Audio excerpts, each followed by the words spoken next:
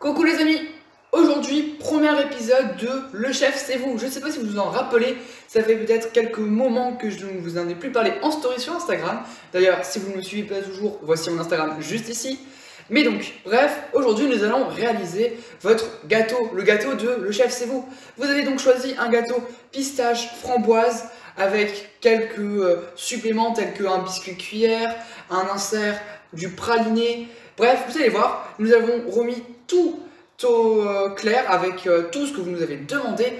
J'ai mis les consignes en description dans la vidéo. Vous pourrez aussi les retrouver sûrement dans mes stories Instagram. Alors aujourd'hui, nous allons donc nous régaler car franchement, ce gâteau que vous nous avez composé est une tuerie. On l'a goûté, on s'est régalé, mais vraiment, quelle association vous avez réussi à faire. Vous êtes vraiment des purs petits chefs. Alors aujourd'hui, nous allons donc le réaliser tous en cuisine. Pour le biscuit cuillère, on vient d'abord séparer les blancs des jaunes et on vient verser les blancs dans un bol que l'on vient monter jusqu'au bec d'oiseau. Pour cela, quand les blancs sont mousseux, on rajoute le premier tiers du sucre. Quand ils commencent à se refermer, on vient rajouter le second tiers du sucre. Et une fois qu'ils sont bien fermés, on peut rajouter le troisième tiers du sucre. Une fois bien monté, on peut alors rajouter les jaunes d'œufs, mélanger délicatement à la maryse afin d'éviter que le mélange retombe.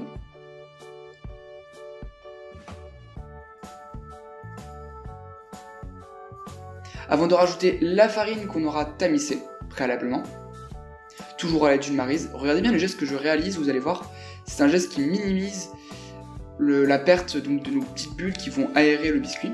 Quand la pâte est homogène, on peut alors venir l'étaler sur un cercle de 18 cm de diamètre et sur environ 1 cm de hauteur. On peut rajouter nos framboises fraîches, ou bien surgelées comme nous, et les faire cuire durant 12 minutes à 180 degrés. Le biscuit devra être légèrement doré. Pour le praliné pistache, on vient d'abord faire un caramel à sec avec notre sucre. On peut mélanger quand le sucre il a commencé à fondre, mais uniquement dans les parties fondues, bien évidemment. Et quand le caramel est bien ambré, on peut alors venir le déposer sur une plaque en silicone. Quand ce caramel est bien froid, on vient l'émietter afin de faciliter la tâche à notre robot. Et on peut venir verser nos pistaches torréfiées avant de le mixer en praliné. Pendant ce temps, on peut venir réduire nos crêpes dentelles en petites miettes, les placer dans un bol avec le praliné pistache et mélanger le tout jusqu'à avoir une préparation homogène. Voilà le résultat à avoir. C'est assez sableux, on peut alors le mettre dans un moule de 18 cm de diamètre et le placer au congélateur durant 1 heure. Pour le crémeux pistache, on vient tout d'abord mettre les jaunes avec le sucre et on fouette afin de blanchir le mélange. Comme ici. On peut alors faire dans une casserole chauffer la crème avec le lait.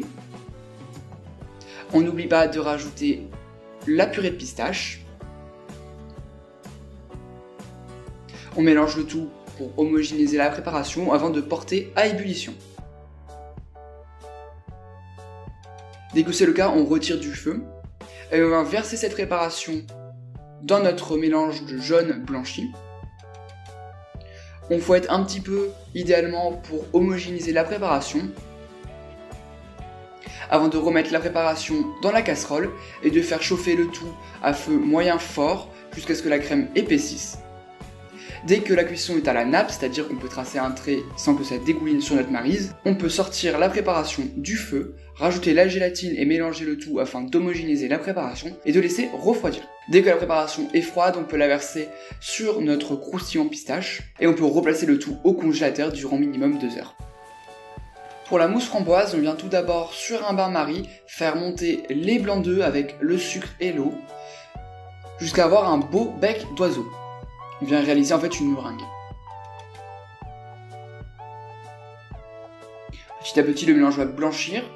Regardez, on peut avoir un petit bec d'oiseau comme ici. On peut alors sortir notre meringue du bain-marie et continuer à battre le tout jusqu'à son complet refroidissement. Voilà le beau bec d'oiseau à obtenir. Pendant ce temps, dans une casserole, on vient mettre l'eau et le sucre et on porte à ébullition jusqu'à ce que la préparation soit fluide et translucide. On peut alors ajouter notre purée de framboise, puis notre gélatine et on mélange le tout hors du feu bien évidemment. Quand la préparation est homogène, on peut laisser refroidir le tout au réfrigérateur. Pendant ce temps, on monte notre chantilly en une crème bien épaisse, jusqu'à avoir le bec d'oiseau. Pour cela, je vous conseille d'utiliser un bol et un fouet bien froid, on peut le passer au congélateur durant quelques minutes. Surtout s'il fait chaud comme en été. On peut alors ajouter notre chantilly et notre meringue à notre coulis de framboise.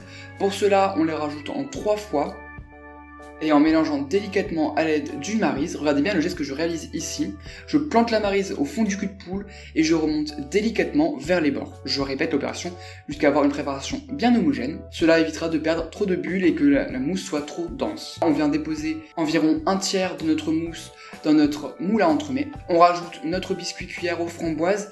On appuie légèrement afin d'éviter les bulles d'air. On recouvre de notre mousse aux framboises avant de placer notre insert croustillant crémeux pistache. On recouvre à nouveau de notre mousse framboise. On lisse bien le tout et on place au congélateur durant minimum 4 heures, voire toute une nuit, ce serait mieux. Pour le crémeux qui servira pour le moule tourbillon, on vient mettre dans notre casserole la crème, le sucre et les œufs battus.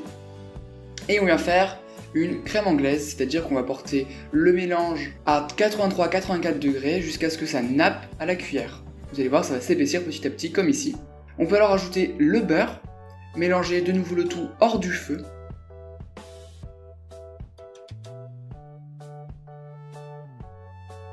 Et une fois que le beurre est bien incorporé, on peut verser cette préparation dans nos moules tourbillons. On lisse bien le tout à l'aide d'une spatule. Avant de placer au congélateur durant 3 heures minimum. On peut alors préparer notre glaçage rocher, vous allez voir, rien de plus simple. On vient faire fondre notre chocolat rubis. On rajoute ensuite l'huile. On mélange le tout en émulsionnant afin de bien incorporer les deux corps. Avant de rajouter le pralin. Et de le verser sur notre entremets qu'on aura démoulé, qui sera bien froid si possible pour que le glaçage fige et prenne bien sur le gâteau. On peut s'aider d'une spatule pour enlever le surplus de glaçage et on peut laisser décongeler minimum 6 heures au réfrigérateur avant de déguster. Et regardez-moi cette découpe. Vous les abonnés, vous avez réussi à faire un gâteau délicieux, le goût il est vraiment, il match super bien framboise, pistache, c'était vraiment délicieux déjà. Mais ensuite les textures qui jouaient, le crémeux qui est vraiment qui apporte donc de la légèreté à notre entremets, plus le biscuit cuillère qui vient apporter vraiment du moelleux, et notre mousse qui est en plus hyper légère avec une technique de réalisation assez spéciale, vous allez voir, c'est sûr, mais qui sort de l'ordinaire et justement qui apporte vraiment une mousse encore plus légère, encore plus fondante en bouche et légèrement sucrée, ce qui va compenser un petit peu l'acidité des framboises.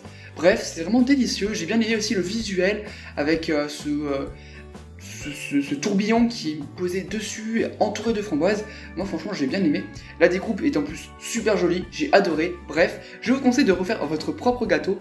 C'était génial. Dites-moi en commentaire si cette idée de le chef c'est vous, ce concept donc que vous créez votre propre gâteau en story sur Instagram vous plaît.